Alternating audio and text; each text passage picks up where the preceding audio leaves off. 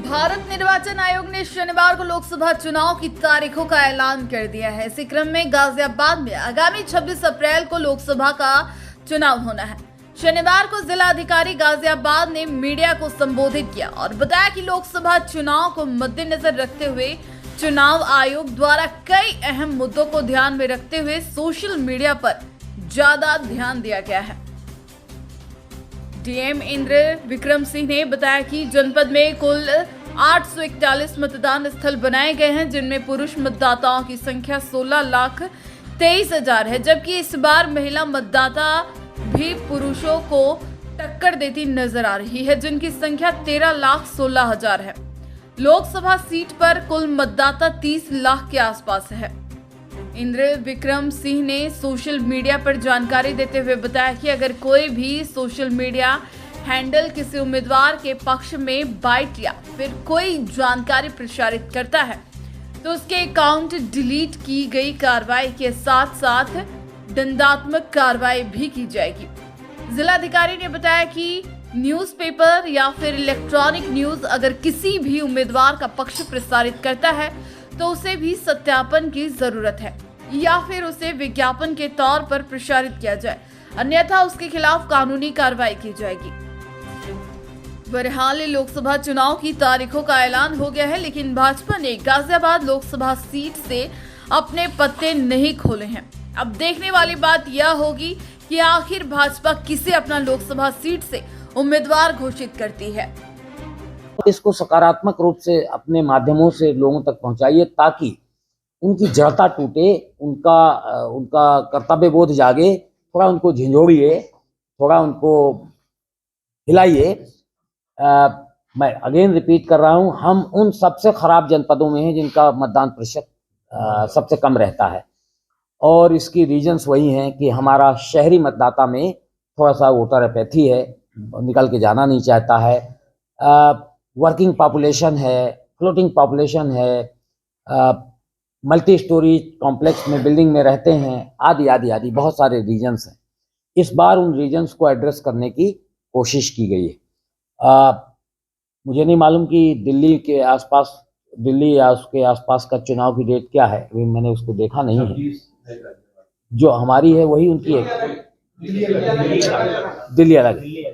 तो कुछ लोग ये कारण बताते हैं कि साहब हम उस दिन हम वर्किंग हैं और हमको दिल्ली में छुट्टी नहीं होती, इसलिए हमको वहाँ जाना पड़ता है। लोकसभा क्षेत्र में तो हम छुट्टी कर देते हैं। हाँ जी, 25 में है, 25, तो मतलब हमारे फेज से अलग है। तो देखिए, हो सकता है उसके लिए हमने रिक्वेस्ट किया है, हो सकता है वहाँ पर अवकाश घोषित किया जाए, लेकिन जब तक ऐसा नहीं होता तो क्या क्या उपाय किए गए हैं मैं बता दूँ। शुरुआत होती है सबसे पहले मतदाता सूची की क्लीनलीनेस से।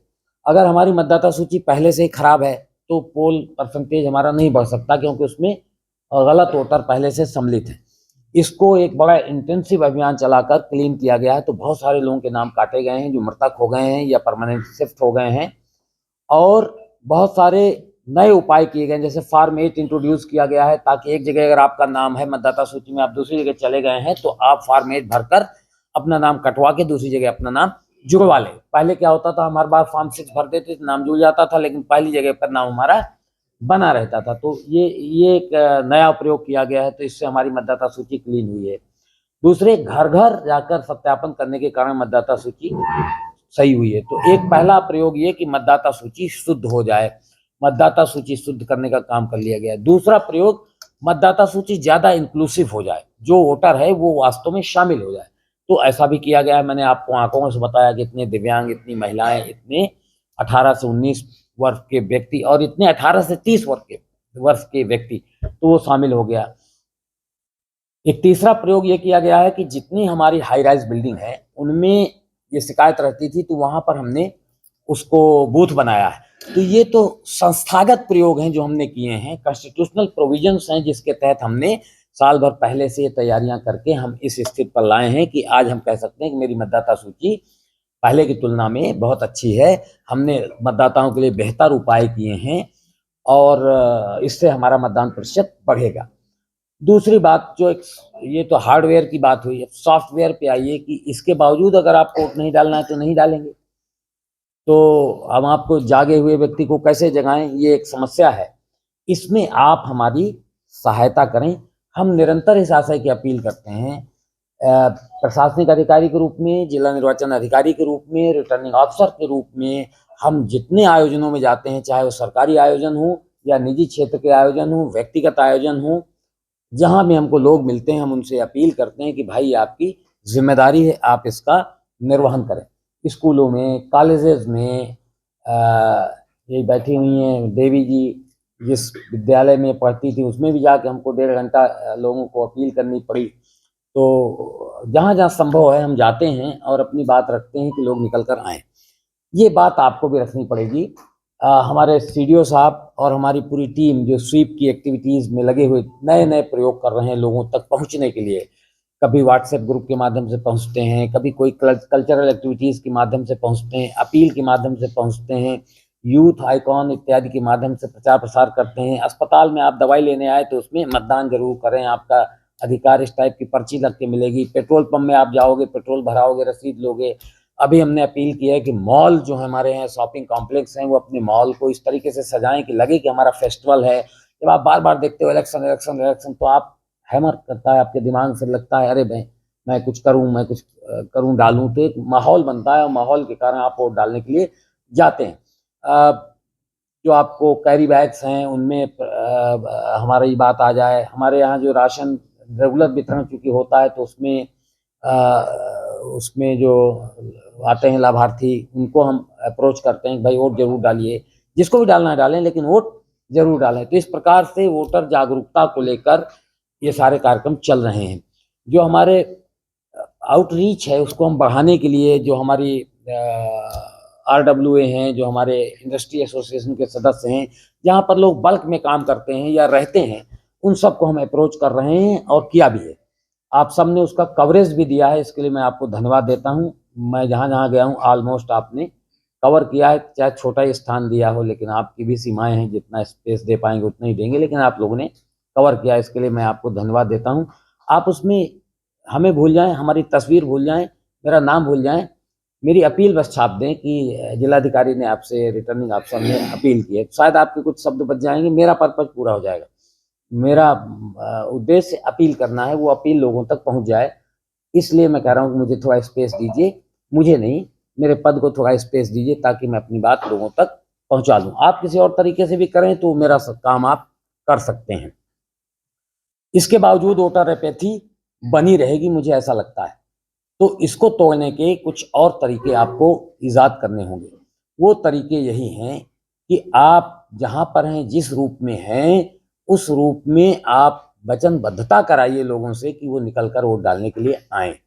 हम अपने मतदान दिवस के अवकाश को अवकाश न माने, वो एक पर्पस के लिए दिया गया अवकाश है। हमारे पास और भी बहुत सारे अवसर हैं जब हम आराम कर सकते हैं, धार्मिक स्थल पे जा सकते हैं, टेलीविज़न देख सकते हैं या आपस में गप मार सकते हैं, लेकिन वो एक दिन ऐसा है जिसमें 1 घंटा, 1.5 घंटा, 2 घंटे केवल एक्सरसाइज। आपको जाना है, हो सकता है हाफ एन आवर लग जाए, आपको खड़े रहना है, अपना मतदान का प्रयोग करना है और चले आना।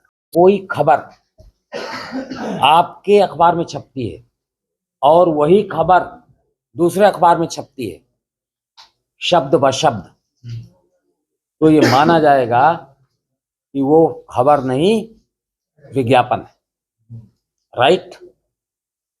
तो आपकी खबर होनी चाहिए, आपका विज्ञापन होना चाहिए। ये आपको, हाँ जी,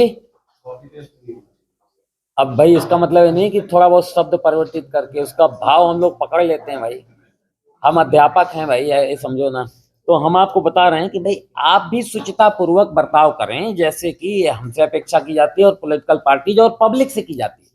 तो ये चुनाव केवल उन लोगों का नहीं है, ये आप लोगों का भी और हम लोगों का सबका है। तो उस नजरिए से बात कही जा रही है, ठीक है। अब देखिए वो बात जो मैं कर रहा था, आइए आगे। एक ही उम्मीदवार की सफलता का अनुमान लगाना, फला चल रहे हैं रेस में आगे, इस टाइप की जो खबरें आप प्रकाशित करते हैं वो मतदाताओं को दिग्भ्रमित करती हैं। और इसीलिए आप देखते होंगे इलेक्शन डिक्लेरेशन के साथ ये जो आपका ये जो पोल सर्वे होता है उस पर रोक लग जाती है और एग्जिट पोल पे भी रोक लग जाती है, तब तक जब तक कि सारा निर्वाचन कंप्लीट नहीं हो जाता। इसके बाद पहले फेज वाइज आप एग्जिट पोल करते थे, अब नहीं है। अब जब सारे फेज खत्म हो जाते हैं और मतगणना केवल रह जाती है, तब किसी पर प्रभाव पड़ने वाला नहीं हो, तो भविष्य उसका ईवीएम में कैद हो गया, तब आप अपना एग्जिट पोल दे सकते हैं। तो इन बातों का ख्याल रखना है आपको, जिम्मेदारी ज़्यादा है। एक बात ध्यान रखिएगा, सोशल मीडिया में डाली गई कोई भी चीज़ आप सोचो कि अब ये हमारे रडार में नहीं है, तो आप चूक करेंगे, क्योंकि न केवल आप क्रिमिनल एक्ट कर रहे होंगे, बल्कि आप हरदम के लिए बैन हो जाएंगे। जो दंड मिलेगा वो अलग है, और ये किया जा चुका है। चंदौली के केस में और कहीं दूसरी जगह के केस में गलत खबर प्रकाशित किया सोशल मीडिया में ईवीएम को लेकर, और उनको लेकर क्रिमिनल मुकदमा हो गया। और मैं आपको बता दूं, इसके लिए स्टेट नोडल ऑफिसर की तैनाती पुलिस के द्वारा की जा चुकी है, जो आपके कंटेंट को ब्लॉक करने के लिए, डिलीट करने के लिए संज्ञान लेकर, जिस भी आपके प्लेटफॉर्म में ये है, यूट्यूब, व्हाट्सएप, जिस पे भी है, तो वो सोशल मीडिया का जो भी प्लेटफॉर्म है वहाँ से बैन तो होगी, आपका पर्पस डिफीट करेगा, उसका खंडन आएगा। लेकिन इतना काफ़ी नहीं कि आपने एक शैतानी कर दी और निकल गए, उसको लेकर क्रिमिनल कार्रवाई भी हो जाएगी। तो ये नया एक बात है जो समझने की ज़रूरत है। दूसरे, हम और आप कई बार असावधानी पूर्वक जो सामग्री आती है उसको आगे परोस देते हैं। आपको आया, आपने उसको आगे भेज दिया। एक जिम्मेदार शहरी और नागरिक होने के नाते आप लोगों से भी अपील है, और आपके बहुत सारे अनियंत्रित साथियों से भी मेरी अपील है कि वो बिना सोचे विचारे इसको आगे फैलाए ना, क्योंकि आपके हाथ में जो इंस्ट्रूमेंट है वो दोधारी तलवार है, उसका खामियाजा आपको भी भुगतना पड़ सकता है। ये धमकी भी है और सुझाव भी है। आप बचे रहें, इसलिए मैं सुझाव देता हूं। आप करोगे तो धमकी है, मैं छोड़ूंगा नहीं। आप पकड़ में आओगे तो कार्रवाई हो जाएगी। आपका मतलब जो आपके ऐसे लापरवाह साथी हैं, अगर आप उनमें से हैं तो अपने को भी उसमें शामिल कर लें, नहीं है तो कोई बात नहीं। एक और बात है,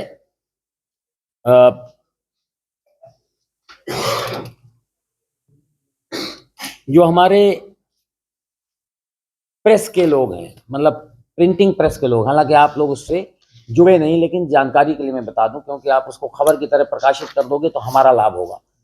एक तो कोई भी प्रिंटिंग प्रेस का व्यक्ति बिना सूचना दिए हुए कोई प्रिंटिंग सामग्री प्रिंट नहीं कर सकता।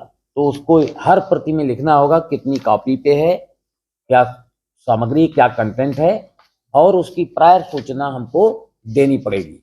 तो ये हम उनको भी, सारे प्रिंटिंग प्रेस को भी सूचित कर रहे हैं, ताकि हम उसको इलेक्शन के खर्चे के नज़रिए से उसे बुक कर सकें। यानी कि आपने एक पंपलेट छपवाया और कितने पंपलेट छपे नहीं मालूम, तो आप शो कर दोगे 10,000 और छाप लिया आपने 10 लाख, तो उसमें वो हाँ, वो संख्या उसमें आना आवश्यक है। तो ये आपसे डायरेक्टली रिलेटेड नहीं, लेकिन कुछ साथी ऐसे हो सकते हैं जिनका अखबार का प्रिंटिंग प्रेस हो और साथ साथ ये काम भी होता हो, ऐसा हो सकता है। तो मैं इसलिए ये बात को मैंने यहाँ पर कह देना उचित समझा। कुछ और बात रह गई क्या एडीएम था? हमें लगता है हमने एक्सटेम्पोर सब बोल दिया। रुकिए, अपील कर दूं, वो तो मेरा काम है, मैं करूंगा ही। मैं भी आपसे उसी के लिए आने वाला हूं। ये तो आपको वो सूचनाएं थी जो आपके पास हैं भी, और मुझे देना मेरा कर्तव्य है। दूसरी बात मैं बता दूं आपको, हम लोग